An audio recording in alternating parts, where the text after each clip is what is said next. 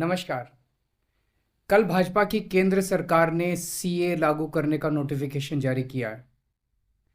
10 साल देश पे राज करने के बाद एन चुनाव के पहले इन लोगों को सीए की बात करनी पड़ रही है।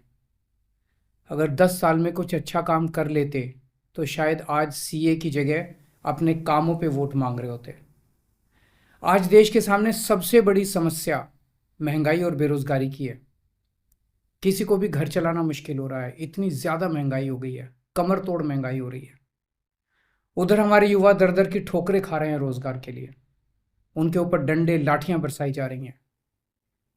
ऐसे में सरकार बेरोजगारी और महंगाई का समाधान ढूंढने की बजाय सीए की बात कर रही है, तो ये बड़े दुख की बात है।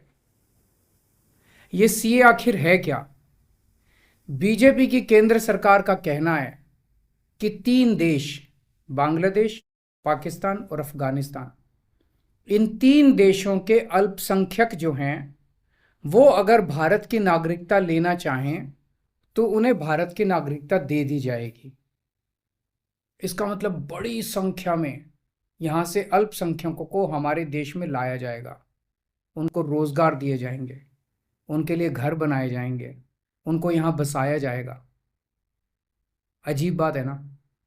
बीजेपी की केंद्र सरकार से हमारे बच्चों को रोजगार दिए नहीं जा रहे, पाकिस्तान से लोगों को लाके उनके बच्चों को रोजगार देना चाहते हैं। हमारे लोगों के पास तो घर नहीं है, भारत के तो ढेरों लोग बेघर हैं, लेकिन बीजेपी वाले पाकिस्तान से लोगों को लाके उन्हें भारत में बसाना चाहते हैं, उनको घर देना चाहते हैं। हमारे रोजगार उनके बच्चों को देना चाहते हैं, हमारे हक के घर उनमें पाकिस्तानियों को बसाना चाहते हैं। भारत सरकार का जो सरकारी पैसा हमारे परिवार और देश के विकास पे खर्च होना चाहिए, वो पैसा पाकिस्तानियों को भारत में बसाने पे खर्च किया जाएगा। इन 3 देशों में लगभग 2.5 से 3 करोड़ अल्पसंख्यक हैं। ये तीनों बहुत गरीब देश हैं। जैसे ही भारत के दरवाजे खुलेंगे, इन 3 देशों से भारी भीड़ हमारे भारत में आ जाएगी। अगर इन 2.5-3 करोड़ में से 1.5 करोड़ लोग भी भारत आ गए तो कौन देगा इनको रोजगार? कहां बसाओगे इनको? बीजेपी वाले अपने घर में बसाएंगे क्या इनको? इनके अपने घर में रखेंगे क्या इनको? बीजेपी वाले देंगे क्या इनको रोजगार? कौन देगा इनको रोजगार? तो प्रश्न उठता है कि बीजेपी ऐसा क्यों कर रही है। कई लोगों से मैंने बात की, कुछ लोगों का कहना है कि यह पूरा का पूरा खेल वोट बैंक बनाने की गंदी राजनीति है। इन तीनों देशों से 1.5-2 करोड़ लोगों को अगर भारत ले आया गया और उनको चुन चुन के इस तरह से देश के अलग अलग भागों में बसाया गया, जिससे जहां जहां बीजेपी के वोट कम है वहां झुग्गियां डाल के अगर इन लोगों को वहां बसाया गया तो वहां बीजेपी का एक पक्का वोट बैंक तैयार हो जाएगा, बीजेपी के वोट बढ़ जाएंगे। और आने वाले इस चुनाव में तो नहीं, आने वाले भविष्य के चुनाव में बीजेपी को इससे बहुत बड़ा चुनावी फायदा मिल सकता है, ऐसा कुछ लोगों का कहना है। मुझे नहीं पता ये सच है कि गलत, लेकिन सबसे बड़ा प्रश्न है कि बीजेपी ये क्यों कर रही है। एक तरफ बीजेपी की हरियाणा सरकार हरियाणा के बच्चों को रोजगार देने में असमर्थ है। रोजगार के लिए हरियाणा सरकार अपने बच्चों को इजराइल भेज रही है।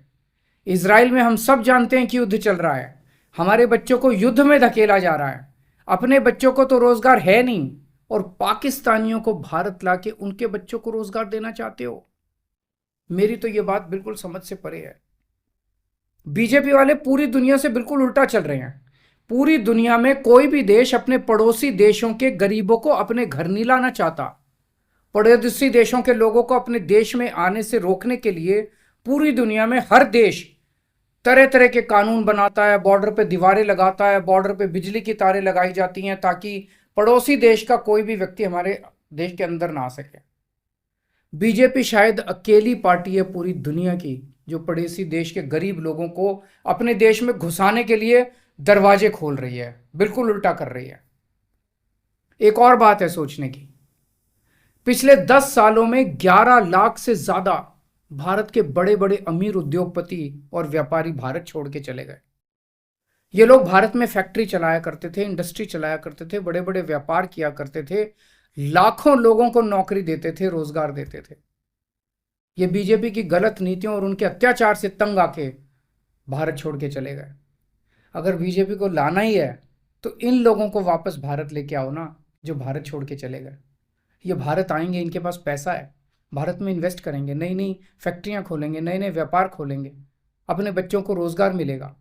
ये क्या बदतमीजी है कि बांग्लादेश के, पाकिस्तान के और अफगानिस्तान के लोगों को हमारे देश में लाके बसाएंगे और उनको हमारे बच्चों के हक के रोजगार उनको देंगे।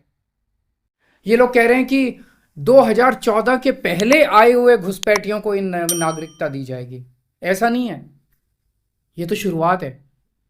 एक बार ये सिलसिला चालू हो गया, एक बार दरवाजे खुल गए तो फिर बहुत बड़ी संख्या में पाकिस्तानी और बांग्लादेश से लोग भारत में आने लगेंगे।